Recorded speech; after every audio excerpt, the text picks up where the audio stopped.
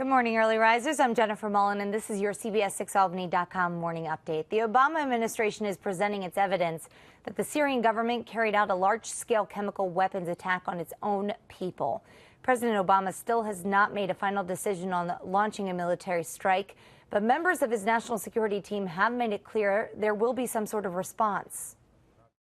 We know that the Syrian regime elements were told to prepare for the attack by putting on gas masks and taking precautions associated with chemical weapons. We know where the rockets were launched from and at what time. We know where they landed and when. We know rockets came only from regime-controlled areas and went only to opposition-controlled or contested neighborhoods. And a breaking tweet just came through at 8:11 a.m. that Vladimir Putin urges Obama to weigh if strikes on Syria would end violence. And he said that it would be worth the casualties. Another update is expected today. President Obama told reporters yesterday that he's considering limited and narrow action. 5 U.S. Navy destroyers are in position to launch cruise missiles if and when the president gives that go-ahead. The capital region will join dozens of cities around the country today as they protest the move towards war with Syria.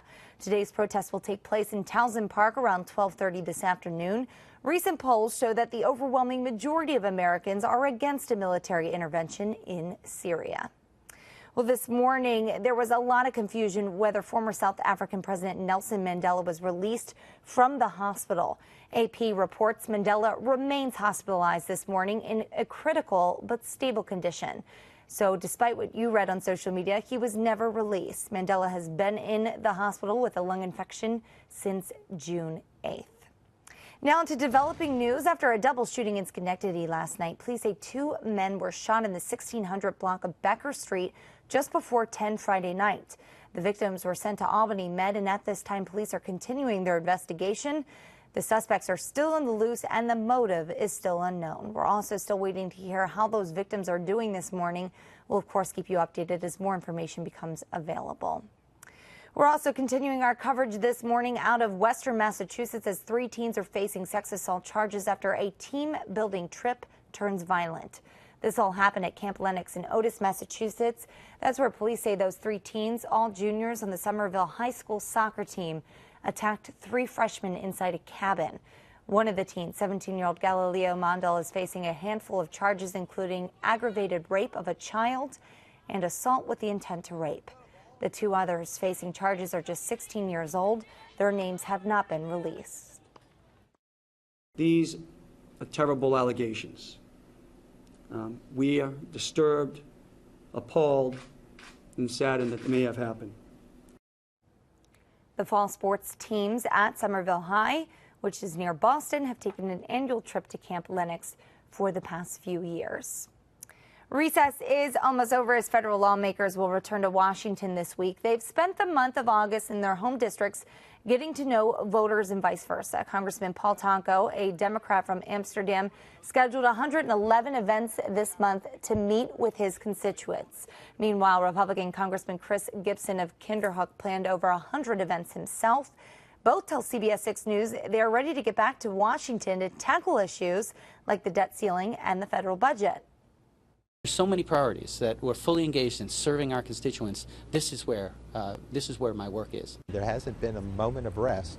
It's been 24/7, being in the district, joining people at certain events, but certainly having many substantive meetings.